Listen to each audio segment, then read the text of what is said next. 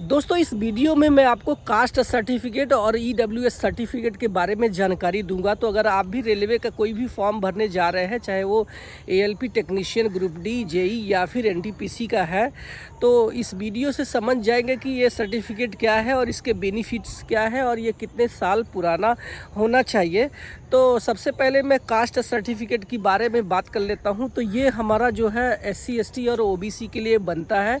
अगर आप SC ST का कास्ट सर्टिफिकेट बनाते हैं तो भारतीय रेलवे की जो नौकरी है उसमें SC में आते हैं तो आपको 15% का सीधा सीधा आरक्षण का लाभ मिल जाता है। तो अगर 100 सीट है तो उसमें 15 सीट सिर्फ आपकी होगी। तो इससे थोड़ी जो कट ऑफ है उससे थोड़ी हमें राहत मिल जाती है। तो मान लीजिए अगर कट ऑफ UR की यानी अनरिजर्व की कट ऑफ 85 के ऊपर चली जाती है तो 70-75 में आपका सिलेक्शन यहाँ पे हो जाता है। ठीक है, तो ये हमें कास्ट सर्टिफिकेट और SC का कास्ट सर्टिफिकेट में बेनिफिट्स है। वही अगर हम ST का कास्ट सर्टिफिकेट की बारे में बात करता हूँ तो यहाँ पे 7.5% जो है हमें रिजर्वेशन मिल जाता है। जहाँ पे 100 सीट है तो 8 सीट सिर्फ अनुसूचित जनजाति का होगा। तो अगर आप भी इस कैटेगरी में आते हैं तो ये सर्टिफिकेट आपको ज़रूर लगाना है। तो बात कर लेते हैं कि ये SC ST का कास्ट सर्टिफिकेट कितना दिन पुराना होना चाहिए। तो आपको बता दूं कि SC ST का कास्ट सर्टिफिकेट बहुत वैल्यू होता है। इसमें जो है ज़्यादा दिन पुराना रहेगा तो भी चलेगा, बट कोशिश ये करना है कि अपडेटेड वर्जन रहे तो ज़्यादा बेनिफिट रहता है। लेकिन अगर आपके पास कोई भी पुराना है तो भी उससे आप अपने फॉर्म को भर सकते हैं।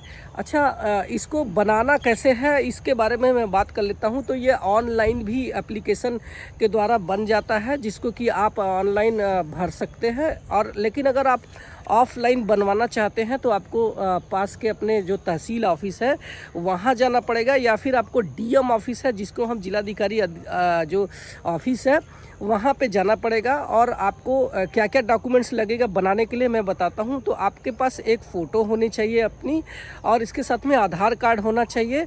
और ये कास्ट सर्टिफिकेट चूँकि सेंट्रल लेवल का चाहिए तो आपको वो जो है आपको सेंट्रल लेवल का जो फॉर्मेट है वो फॉर्मेट आपको RRB के वेबसाइट पे भी अवेलेबल है। और अगर आप नोटिफिकेशन देखेंगे तो उसमें भी एनेक्सर करके है। तो ये सर्टिफिकेट आपको SC ST वाला बनवा करके डाउनलोड करके उसको हिंदी या इंग्लिश में प्रिंट आउट करके अपने वहाँ पे देना है। और इसके साथ में एक एप्लीकेशन देना है कि मैं रेलवे का फॉर्म भरने जा रहा हूँ तो मुझे सेंट्रल लेवल का कास्ट सर्टिफिकेट चाहिए। और आपका जो है 1 से 2 दिन में ज़्यादा से ज़्यादा बन जाएगा, उसमें ज़्यादा कोई प्रॉब्लम नहीं होगी। वहीं OBC का जो कास्ट सर्टिफिकेट है वो कास्ट पर तो है, लेकिन अगर आपके परिवार के जो मुखिया की आय है वो 8 लाख से ज़्यादा है तो फिर आप नॉन क्रीमी लेयर में नहीं आते हैं। और OBC का जो कास्ट सर्टिफिकेट है अगर वो नॉन क्रीमी लेयर में नहीं है तो उसका कोई भी बेनिफिट नहीं है, वो सिर्फ अनरिजर्व कैटेगरी में ही मतलब फाइट करने वाले हैं। तो अगर आप भी OBC कैटेगरी में आते हैं और आप चाहते हैं कि 27% आरक्षण का लाभ लेना, यानी 100 में से 27 सीट सिर्फ आपकी होगी, तो आपको चाहिए कि नॉन क्रीमी लेयर का सर्टिफिकेट बनाना चाहिए। और ये सेंट्रल लेवल का होना चाहिए। SC ST वाला स्टेट लेवल वाला भी रहेगा तो भी चल जाएगा, लेकिन अगर आप OBC में आते हैं तो आपका जो कास्ट सर्टिफिकेट है ये सेंट्रल लेवल का होना चाहिए और ये 1 साल पुराना होना चाहिए। क्योंकि OBC का जो कास्ट सर्टिफिकेट बनता है ये सिर्फ और सिर्फ कास्ट बेस पर ना होकर के ये आर्थिक बेस पर जो है सर्टिफिकेट बनता है। ठीक है, यानी आपके परिवार की जो मुखिया है वो प्रतिवर्ष 8 लाख से अगर ज़्यादा है तो OBC का सर्टिफिकेट आपको नहीं बनने वाला है। वहीं अगर 8 लाख से कम है तो बन जाता है। तो ज़्यादातर लोग जो है OBC का सर्टिफिकेट इसी आधार पे बनवाते हैं। तो आपको भी जैसे मैंने अभी SC का सर्टिफिकेट बनवाने के लिए बताया, सेम टू सेम आपको भी आधार कार्ड आपको लेके जाना है, एक फ़ोटो और अपनी स्टेट वाली कास्ट सर्टिफिकेट लेके जाना है, और एक एप्लीकेशन लिखना है कि DM को या फिर तहसीलदार को कि आप रेलवे का फॉर्म भरने जा रहे हैं तो आपको एक सर्टिफिकेट की ज़रूरत है, वो भी सेंट्रल लेवल वाला। तो वो भी आपको साथ में बन जाएगा और 2 से 3 दिन लगता है। अगर आप वहाँ के बाबू लोगों के साथ में चाय पानी करते हैं, थोड़ा बहुत नाश्ता पानी उनको खिलाते पिलाते हैं तो आपका 1 दिन में भी काम हो जाएगा। तो ये हो गया कास्ट सर्टिफिकेट। और ओबीसी का कास्ट सर्टिफिकेट सिर्फ 1 साल पुराना होना चाहिए, क्योंकि जो कास्ट सर्टिफिकेट बनता है ओबीसी का सिर्फ ये इनकम बेस पर 1 साल के आधार पर बनता है, इसीलिए 1 साल से ज़्यादा पुराना नहीं होना चाहिए। SC ST का कास्ट सर्टिफिकेट कोई भी रहेगा, कितना भी पुराना रहेगा तो भी चल जाता है, ध्यान रखना। तो अगर आप SC ST या ओबीसी में आते हैं और आपके पास कास्ट सर्टिफिकेट नहीं है सेंट्रल वाला तो बनवा लें।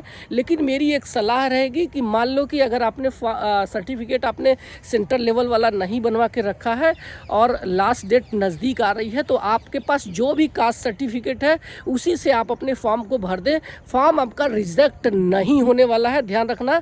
लेकिन अब डॉक्यूमेंट वेरिफिकेशन के समय आपको सेंट्रल लेवल का कास्ट सर्टिफिकेट बनवा देना। उसका तरीका मैं बताऊंगा कि जैसे आप CBT 2 पास कर जाते हैं या रिटर्न एग्ज़ाम पास कर लेते हैं तो आपको सेंट्रल लेवल का बनवा के रख लेना चाहिए।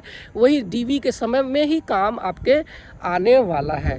वहीं हम EWS सर्टिफिकेट के बारे में बात कर लेता हूं। तो ये इकोनॉमिकली वीकर सेक्शन का सर्टिफिकेट है, जो कि SC ST या OBC के छात्रों को नहीं मिलता है, सिर्फ सामान्य वर्ग के उन छात्रों को मिलता है जिनके गार्जियन यानी परिवार के मुखिया की जो आय है प्रतिवर्ष 8 लाख से अगर कम है तो उन्हीं को ये मिलता है, या फिर 5 एकड़ ज़मीन से ज़्यादा नहीं है, या फिर शहर में अगर उनका कोई फ्लैट है तो 1000 स्क्वायर फीट से ज़्यादा का उनका फ्लैट नहीं है, तो ऐसे सामान्य वर्ग के छात्रों को बनता है। तो ये EWS सर्टिफिकेट भी 1 साल से ज़्यादा पुराना नहीं होना चाहिए। यानी कि जो नोटिफिकेशन हमारी निकली है, मान लीजिए कि हमारी नोटिफिकेशन 20 अक्टूबर 2024 है, तो आपका जो EWS सर्टिफिकेट है वो आपका 21 अक्टूबर 2023 से पहले का नहीं होना चाहिए। ये बातें आपको ध्यान में रखना चाहिए। और EWS सर्टिफिकेट का फ़ायदा ये होता है कि ये सीधा सीधा रिजर्वेशन है। जैसे SC ST का सर्टिफिकेट से हमें रिजर्वेशन 15% और OBC के सर्टिफिकेट से 27% रिजर्वेशन मिलता है, वहीं अगर आप EWS का सर्टिफिकेट लगाते हैं तो आपको सीधा सीधा 10% का आरक्षण मिल जाता है। और आपको हैरानी होगी ये बातें जानकर कि जो EWS की कट ऑफ है वो लास्ट वाले NTPC में OBC वालों से भी कम चली गई थी। तो इसका आपको बेनिफिट उठाना है।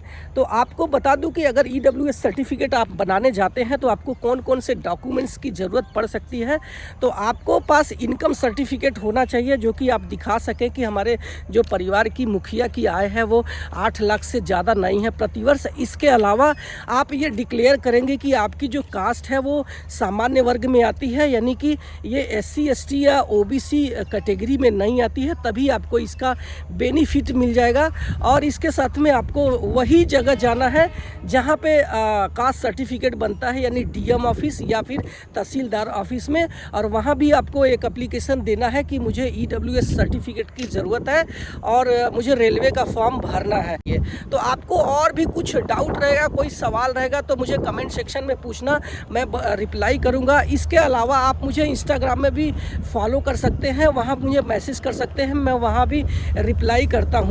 आप मेरे चैनल पे पहली बार आए हैं तो सब्सक्राइब करके जाना, क्योंकि मैं यहाँ सिर्फ आपके फ़ायदे की बात करता हूँ।